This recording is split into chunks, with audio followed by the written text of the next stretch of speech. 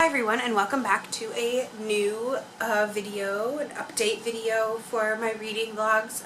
I thought I'd film a couple updates. I finished a set of 5 plus a bonus while I was gone at my parents' house. So then I kind of shifted some of the books around because I bought some books while I was gone and things like that. But the first book I finished I actually finished this right before I left, was A Study in Drowning by Ava Reid. This is the first book in the A Study in Drowning series. This was A Study in Drowning. I'd heard mixed reviews about this. I heard that it was like, some people really loved it and some people did not enjoy it. I gave it 3 stars. I just thought it was like, meh. I like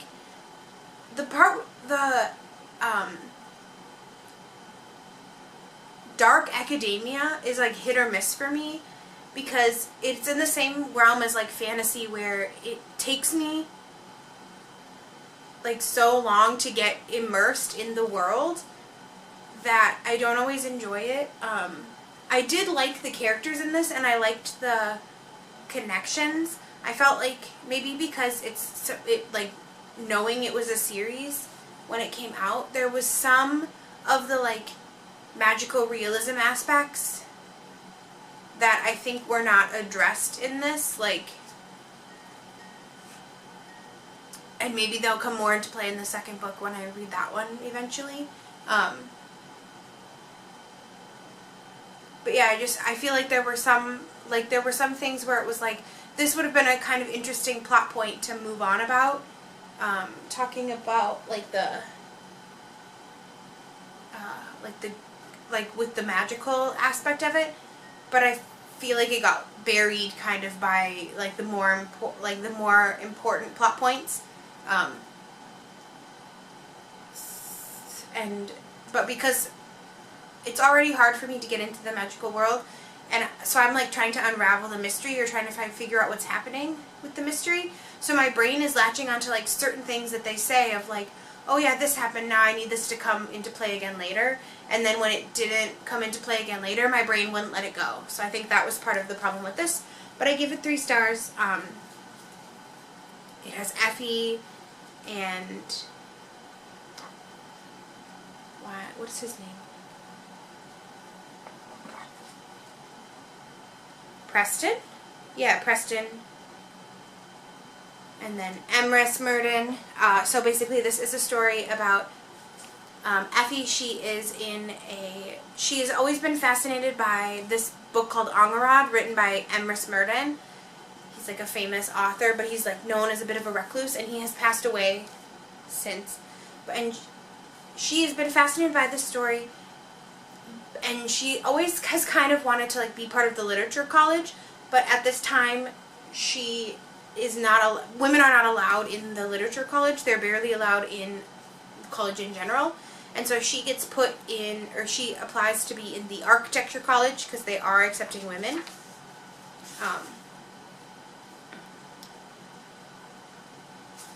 And there is a contest to design the layout for Emrys Myrddin's home. His son is inviting people here. And she wins this, she's like one of the only people that applies for this contest. She goes to this contest where she meets Preston, who is a literature student at the same college, and he is researching the history of Angharad, the famous story that Emrys Myrddin wrote, because he believes that it was not written solely by Emrys Myrddin. And he's asking her, they decide to work together even though she doesn't fully believe what he believes or trust him, and she has kind of a general like distrust of men in general. But there's like mysteries they have to solve, secrets, things that go wrong, and so but I liked their connection, like the two of them. I liked that, and I liked how it was partially because of when it takes place. I liked how the relationship built, because it didn't come from like how relationships do now, like in more modern days where it's like instant love or whatever, but also like knowing her background with men in the time period of the book, it was like very respectful, and I really like appreciated that. I liked that a lot about them. I did kind of see the twist coming at the end, but I wasn't positive until they revealed it as well, so I liked that part of it. I feel like I might pick up the second one, but it's not one I'm rushing out to pick up, if you understand what I mean. This was the fifth book of my 5 in the series. And then because I knew I was traveling home, there were some that I just like didn't start when I was here, because I didn't want to have to travel with all of them. But the next one I finished, I left at home because I finished it back at home, and that was Nothing More to Tell by Karen M. McManus. This book is a mystery thriller. I gave it 5 stars. I love Karen M. McManus's books. This one was about a girl who, she used to go to school in this town and then she moved. Now she is back years later. Now she's in high school. But I think 3 years ago, right when she left, one of her favorite teachers was found murdered in the woods behind the school. And now she is 17 and she wants to, she applies to work for this true crime podcast, and she submits the story of this teacher dying because she thinks there's more to the story than what everyone in the town has been told. And her former best friend was one of the people that discovered the body, so she is trying to like kind of figure, and she thinks he knows more than he's letting on, so she's trying to figure out what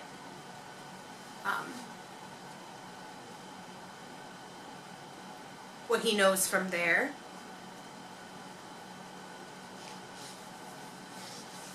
The next book I finished was, oh yeah, and so then they figure out the mystery, which is fun. I like that. The next book I finished was Love in Focus by Lila Lee. This is an adult sapphic queer romance. Well, obviously it's sapphic, so it's obviously queer, but it's a romance.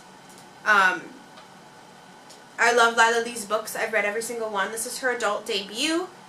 It is about 2 women who, they used to be college roommates, and they kind of had a thing together. And then, while they were sort of dating, God, what's her name? I'll write her name here. I can't remember, and I don't have the book because I left it in the States as well.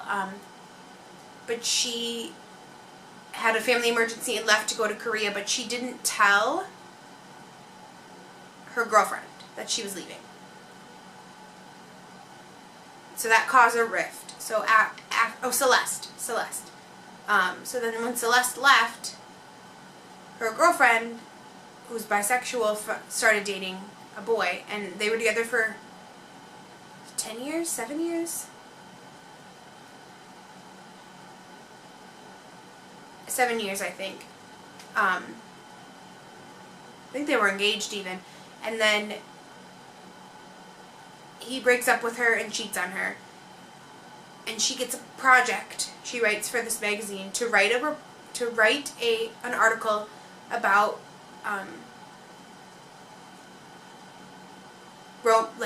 love with couples and how they sustain their couples for Valentine's Day. And she needs to work with a photographer, and they hire this photographer who's coming to, like, a freelance photographer, and it turns out the freelance photographer is Celeste. So now they have to try to like navigate this working relationship, but also their feelings for each other are kind of back. But they also never really talked about like what happened back when they were in college. So that needs to come into the open. I loved it. I thought it was nice because it was like, the miscommunication trope was there the whole time because they just didn't talk about it. But it was also like, the one thought she was abandoned, and the other one knew she did abandoning, but she also was like, but I was replaced easily. So it was that like weird, odd,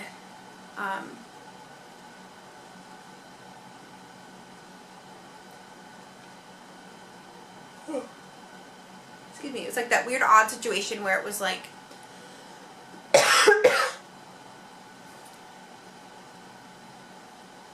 they both knew,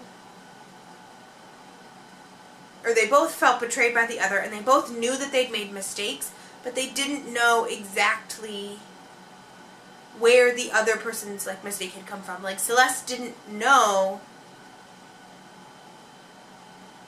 She knew that she didn't say why she was leaving, but she kind of assumed that there would be time and space given for her to explain, and she took more time and space than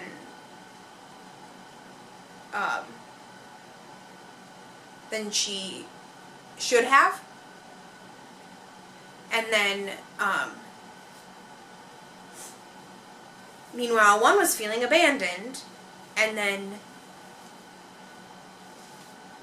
now in hindsight realizes that she should have given more time and space, but it was that like tricky thing of like they were also both like 20, and they didn't understand the repercussions of like what they had done. And you're not really thinking straight when your parent is sick. So that was one, but I really enjoyed it. I gave it 5 stars. I liked, because they worked it out relatively quickly. The next one I finished was Love Letters to a Serial Killer by Tasha Coriel. This one I started right before I left, well, like a week before I left, and I finished it a little bit later. This was an adult true crime romance. It came out on my birthday in 2024, which is why I bought it. I gave it 4 stars. It's also written by a Minnesota author, which is another reason why I wanted to support it. I thought this was going to be different than what it was. I thought it was going to be like, she was interested in true crime, and she started writing, or like, I guess I thought it was more like she started writing letters to this serial killer as like a experiment, or like maybe she was into it, but she didn't expect him to write back, and then all of a sudden he started writing back, and then the morality of it, which is kind of what it is, but it was also like added on top of that was then she kind of became obsessed with this true crime story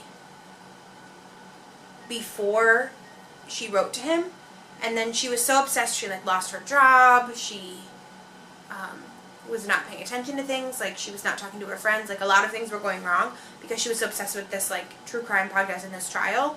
And then she started writing him letters, and then he started writing back, and then they kind of form a relationship through that.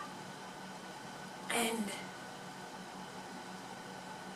she like goes to the trial and everything. And to me, as a lover of true crime, I've never been like that obsessed with a crime that I felt the need to like, you know, write to anything. But I also don't know that I could. I've never once thought of a like serial killer as attractive. I know there are some people like people where they think like they are quite attractive, like they're too pretty to be here, they're too handsome to be here, blah blah blah. I have never felt that way about any because of their choices have crossed that line. I think it's an interesting dynamic between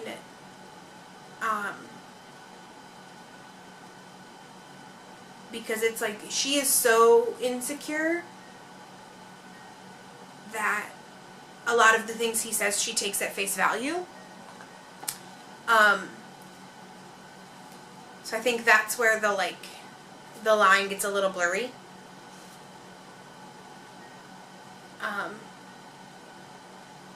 And a lot of the things she deserves to hear, but she deserves to hear them from someone else. And then she also has to deal with the fact that, like, does this person, do I like this person because of the rush of this trial and everything that's going on, or do I truly like him? And I think that also adds a bit of a interesting dilemma to it. So it was like, I gave it 4 stars. You can definitely tell it's all, like, you can also definitely tell it's a debut novel. And so I think that kind of added to it sometimes too, because sometimes I'm not aware of that when I'm reading. For this one, I'm kind of glad that I was, because I feel like it was like, you could see the potential and you could see the intention. I just don't know that it fully landed where she intended it to be. And maybe that was on me, of like, I had certain expectations coming in and that they were sort of dashed. But who knows? Anyway, that was 4 stars. The last one for my set of 5 that I finished was If It Makes You Happy by Claire Kahn. This one I ordered a long time ago from the Black Garnet Books bookstore, because I'm trying to read all of Claire Kahn's books. I think I have one more of her books that I haven't read, and then I have one on pre-order because she has a new one coming out in next month in November. But this book was by Claire Kahn. This is one of her young adult books. I think I have one more young adult book. I think this new one is an adult, but I have one more young adult book.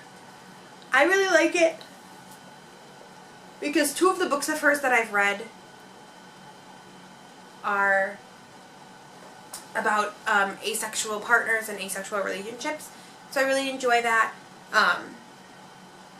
This one, the premise was interesting too, because the back of the book and the premise on Goodreads, they both had accurate information, but what they chose to focus on was very interesting.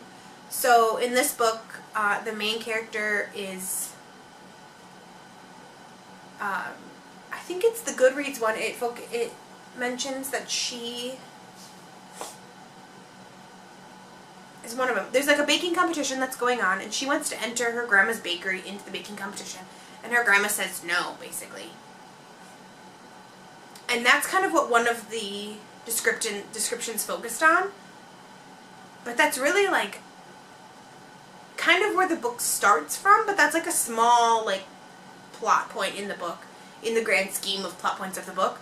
But really, like, the main plot of the book is what the other description said, where there is like this competition every year where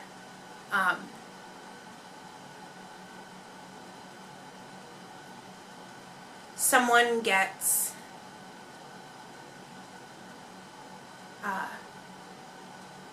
like sort of like auctioned off, like, and then so someone gets like picked as like this, like, it's like a homecoming queen sort of situation thing, and then people can pick, you can have someone volunteer to be like your partner, and her best friend volunteers, and they have like an interesting relationship where it's like they're like, they act like a couple, but they're not actually like dating. But then one of the boys that she always does deliveries to, who's quite like, who she's like finds quite cute and is very sweet, also volunteers to like be her partner for this competition. And so she's like getting to know him on a different level, but he's trying to navigate like this weird relationship she has with her friend Kara, and like they kind of like each other sort of situation.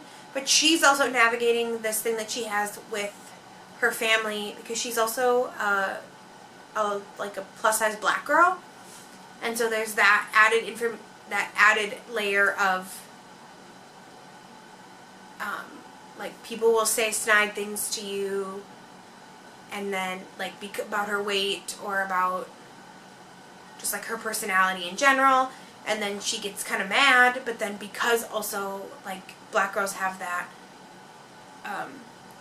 negative stereotype of like being angry if you try to speak out, then that makes her even angrier when she tries to speak out, and then someone says like stop being the angry black girl, or like some variation of that, and then she gets mad and she like gets even more angry. And so she has to come to terms with like her people-pleasing self of like, I always done this thing because my cousin enjoys it. I've done this thing because my brother likes it. I've done this thing because my grandma tells me to. I've done this thing because my parents tell me to. And she's like, why can't I just do what I want to do? Or like, why can't I be myself? And then finds out that really like her brother and her cousin and this boy help her see that about herself too, of Winnie. Her name is Winnie. They kind of help Winnie see that she has that potential in her to like do what she wants and be herself. She has to kind of get past it. And it has that added extra layer of, this is always really hard for me to read because I know it happens to a lot of people, and it's happened to a few members of my family as well. But as someone who's very sentimental, it feels hard where you have to sometimes let go of certain members of your family for your own mental health, or for the mental health of those around you, or for your because they're not going to change their mind. They're set in their ways, they are whatever, or maybe they will someday, but just not right now. And for you, and for your comfort and your life, and the life of future generations and the people that come around you, you need to let that person go or separate yourself from them in order to make a point, or in order to support yourself. And I think that it's really hard to because that part is not, you can't resolve it with a tiny little bow in a book, tight little bow. So that was I think that was hardest for me to read. I gave this book 5 stars, but that was a little bit hard for me to read because it's oh yeah, there's people that you might just have to distance yourself, or people you might just have to let go, or people you might have to anger in order to make a point situation. So yeah. I'm going to throw in my little extra book because I purchased this book to be delivered to my parents' house because it came out on June 24th, and by the time Amazon said it would have arrived to my house here in Hong Kong, it would have arrived either the day before or the day I was leaving. And sometimes the Amazon packages will arrive a little bit earlier than what they say. But especially because there was not a lot of staff on site because it's summer, I didn't want to risk it. So I just ordered it to my parents' house and then read it when I was there. But it is The Ex-Girlfriend's Murder Club by Gloria Chow. This is the first book in a series, and I'm really excited to read more of this. I think it'll be really fun. It's about Catherine. She finds out that her boyfriend is cheating on her with 2 other women. And so she and the 2 other women decide that they are going to get revenge on, I think his name is actually Tucker.